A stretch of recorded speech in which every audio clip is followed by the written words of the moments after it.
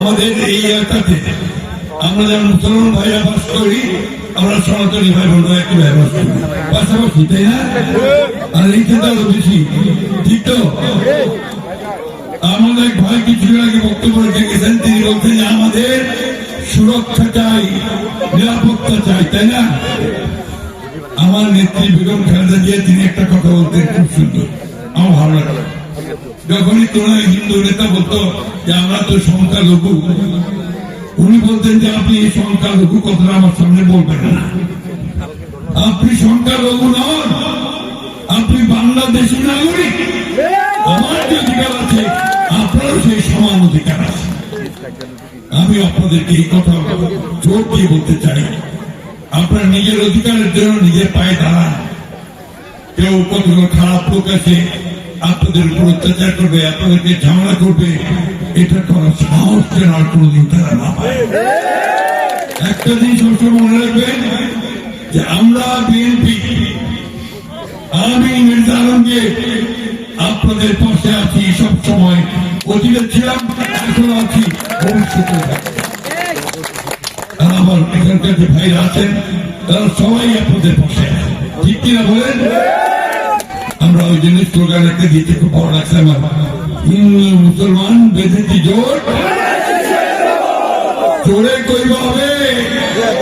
আমার বলেন, হিন্দু মুসলমান বেঁধেছি জোট, হিন্দু মুসলমান বেঁধেছি জোট।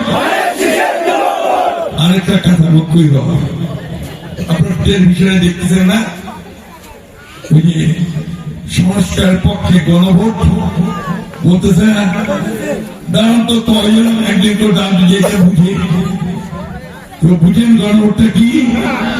একদিন দাঁড়ান, একজন নাই বুঝলেন না, রাখবেন, কেউ বোঝেন, মায়েরা বুঝলেন না। এইটা হচ্ছে কয়েকদিন আগে আপনার যে আরেকটা কথা আপনাদের টেলিভিশনে রেডিওতে সবসময় আসছে, তাই না? সংস্কার আসছে না? সংস্কার কি? আমি সংস্কারটা দিয়ে যাবো। আমার ঘরের দরজাটা যখন জং ধরে যায়, তখন দরজাটা ঠিক করার জন্য আমরা এটাকে সিরিজ কাগজ দিয়ে করি, এটাকে ঠিকঠাক করি না?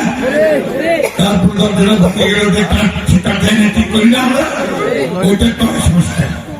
আমাদের এই দেশটা, রাষ্ট্রটা, এইটা যে চালায়, ওইটা আপনার নষ্ট হয়ে গেছে, ভাঙে গেছে, খারাপ লোকগুলো ওইটাকে আমরা নষ্ট করে দিচ্ছি। এই জন্য এইটাকে ঠিক করার জন্য সবাই মিলে চিন্তা করে সব রাজনৈতিক দলগুলো একটা আপনার সংস্কার করছে, দরজাটা ঠিক করে লাগেছে, দরজাটা ঠিক করে লাগেছে, যাতে ঠিকঠাক মতো সব চলে। তো এইটা তো শুধু বললেই হবে না, রাজনৈতিক দলগুলো বললেই কি হবে? হবে না, এটা সমস্ত মানুষকে বলতে হবে।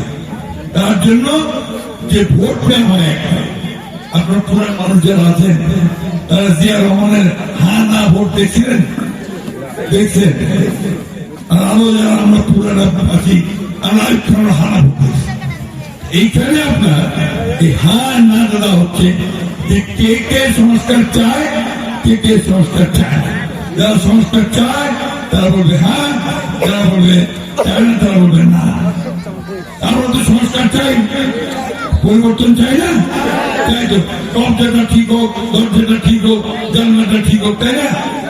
আমাদের দেশে এক ব্যক্তির শাসন নষ্ট হোক, আগে গভর্নমেন্টের ফ্যাসিস্ট না হোক, জবাব দিতে থাক, তাই না?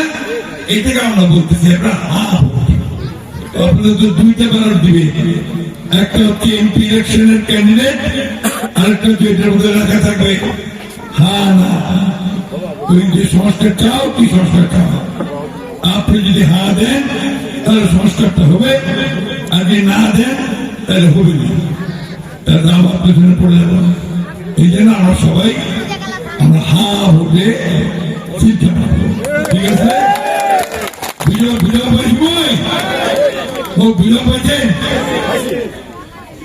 তাহলে ভাইরা, মায়েরা, বোনেরা, আমি আর বক্তব্য পারব আর মাত্র 3টা দিন, এই 3টা দিনের পরে সিদ্ধান্ত হবে যে এই বাংলাদেশটাকে আগের মতো চলবে নাকি নতুন করে সুন্দরভাবে চলবে? নতুন করে সুন্দরভাবে চলতে চান না আপনারা? তাই তো আমাদের নেতা তারেক রহমান তরুণ, তাই না? টকবকে চলেছে, দেখছেন তো কি সুন্দর স্টেজে ঘুরে এনে বক্তৃতা করলো কালকে। পছন্দ হয়নি আপনাদের? তরুণ মানুষ, এই তরুণ মানুষকে আমরা সমর্থন করবো নতুন লোককে নাকি পুরান লোককে করবো? নতুন, তাই না? এই জন্য আপনারা আসেন যে আমাদের দেশ কি চালাবে, প্রধানমন্ত্রী যে হবে সেই প্রধানমন্ত্রীকে আমরা চাই একজন তরুণ হিসেবে এবং যে নতুন চিন্তা ভাবনা নিয়ে আসবে, তাই তো? মার্কেটে কি তারেক সাহেবের? তারেক সাহেব কার ছেলে? তারেক জিয়া রহমানের ছেলে। জিয়া রহমান আমাদের ভালো করছিলেন না খারাপ করছিলেন? আর খালেদা জিয়ার ছেলে, তাই না? তো জিয়া রহমান আর খালেদা জিয়ার ছেলে তারেক রহমান, সে কি খারাপ হতে পারে? সে কি মানুষের ক্ষতি করতে পারে? ওই জন্য সে এখন পর্যন্ত আপনাদের সামনে যে সমস্ত কাজগুলো উনি করবেন এগুলো এত বলতেছেন, এত চেষ্টা করছেন। তাহলে ভোট মার্কেটে কি ভাই আমাদের? মার্কেটে কে?